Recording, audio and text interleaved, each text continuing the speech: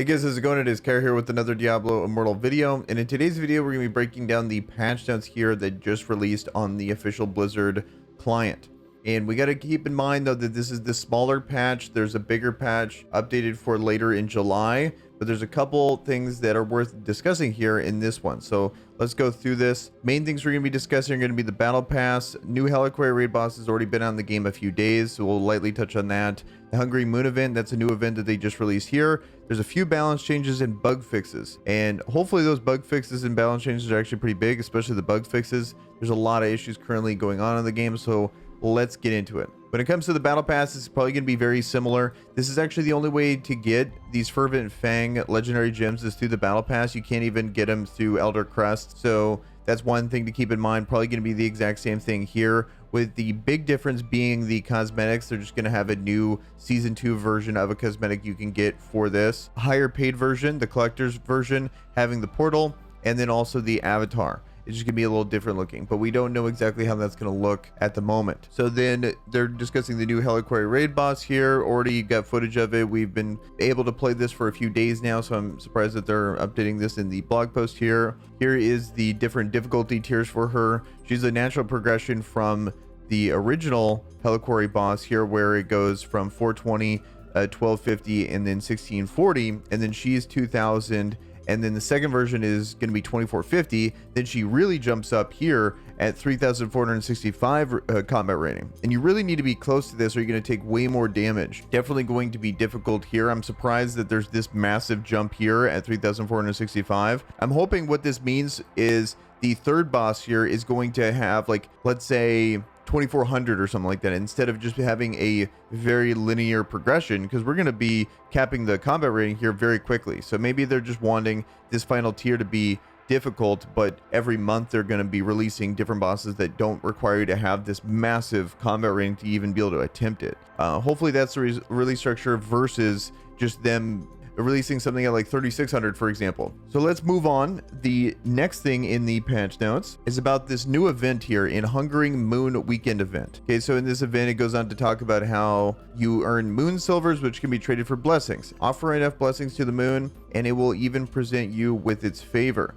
This is a 3-day event, as you can see here, from July 15th to July 18th. Interesting to see what they do here. I think a lot of goodwill could be gained by actually having good rewards. If they really skimp us on the rewards for this event, that's going to be a telling sign that they haven't learned any of their lessons yet. Then next, it's what's to come. The big thing here is going to be class change. They say, well, we will leave you with this class change alongside other additional new content is coming your way in our next update later this month. That's good news. At least that's something to look forward to currently. It really depends on what's also coming in that patch to really determine if it's going to be a good patch or not. I'm glad that it is confirmed that it is this month. With these things, these usually take a lot longer than you would want them to. So I'm glad that they can at least confirm relatively big changes coming in July. Then next we have balance changes. These are actually kind of underwhelming in my opinion, but these are the two classes, if I had to say on launch, deserve some buffs, especially Monk, but also Wizard.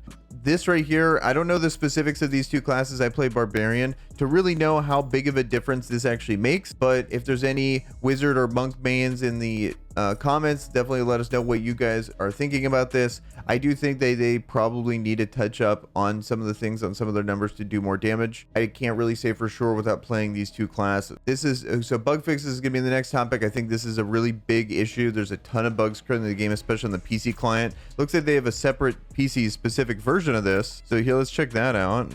So here's the PC version of their updates. There's actually a few things here that are really worth talking about, where the mouse cursor visual improvements increases the mouse's cursor appearance on both larger and brighter, allowing it to be more visible. Controller fixed an issue that caused Xbox controllers to have input delay. I've felt that. Pretty much all of these bugs have been very repeatable, and a lot of people have experienced these. And then gameplay fixed an issue that caused character to be stuck running in place after using auto attack. Never had that, actually. It just understand that. And then controls fixed an issue that caused skills to stop functioning occasionally when bound to the F key. I've never had that either, but I've just had abilities just stop functioning. It looks like also they have this right here. So the Demon Hunter primary attack added a new option under controller in the settings menu that allows players to have Demon Hunter primary attacks fire only when actively pressing the primary attack button. I've heard a lot of people that play Demon Hunter in my clan, they complain about using this, but you're normally on PC, not necessarily a controller. Maybe just not many people actually play on controller that I play with, but it's nice that they're giving more functionality to the class. So then everything else is just old. This is from June 10th. That's good to know. Here, let's go back to the main thing here. I think some of the ones that, a lot of these are pretty small and not really worth discussing in the video, but the big one that I'm seeing here that's standing out is the Battlegrounds one, where I adjusted the Battlegrounds preparation UI so that players are properly randomized between attack and defense. Previously, players could determine if they were attacking or defending based on the UI.